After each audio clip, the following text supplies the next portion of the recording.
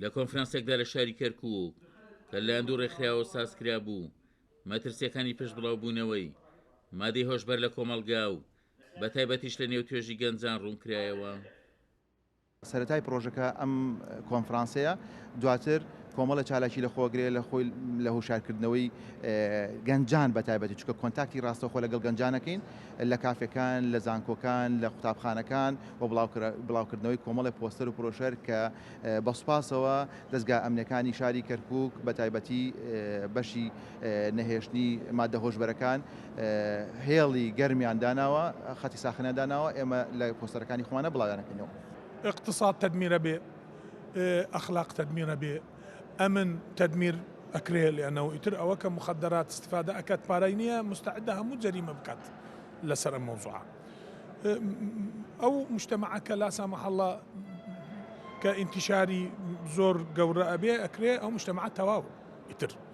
اما استا احتمال درجه خطر نجيشتونا بس نزيكن لدرجه خطر من وەک گەنجێکی شاری کەرکووک بەستنی ئەم کۆنگرە بەکارێکی زۆر گرنگ دەزانم چونکە بڵاوبوونەوەی مادەی هۆشبەر زیانێکی زۆر لەسەر کۆمەڵگا هەیە پێویستە حکوومەت گوێ لە ڕێکخراوەکان بگرێت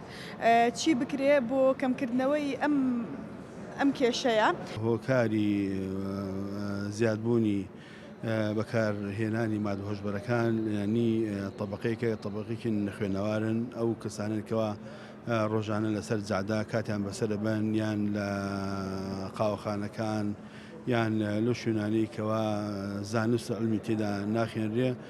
لەبەر ئەوەی ئێمە جەختمان لەسەرکرێ دەبێت خێزانەکان مناڵەکانی فرامۆش مەکەن لە ڕۆلی پەروەردەی زانستی دەبێت متابعیان بکەن. لە کۆنفرانسەکەداوەش ڕوونکرایەوە کە لە شاری کەرکووک بەشێکەیە بۆ بەدەداچوونی ئەو کەسانەی مادەی هۆشبەر بەکاردێن و بەڕێوەبەری بەشەکە شاشکرای دەکات ئەو کەسانە ڕوبەڕووی یاسا دەکەنەوە. ضروریە یعنی بازگەکان پتەوترکەین بۆ ئەوەی کە ئەم شێوازە چووکە بەڕاستی یعنی ئێستا من گلی ناکەم لە بازگەکان لەبەر ئەوەی یەکەم شت ئەو جیهازەمان نییە کە بتوانێن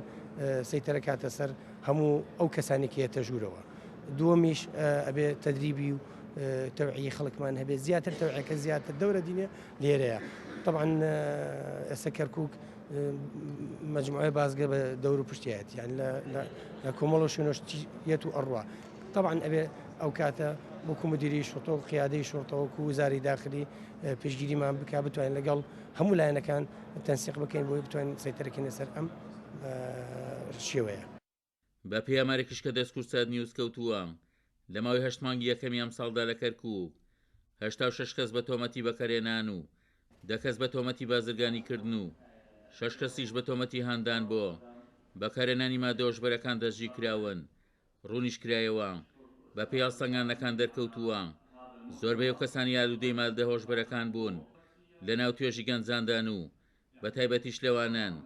کە بێکارن و هیچ سەرچاوێکی بژێویان نییە. عومەر غەریب، کورسات نیوز، کەرکووک.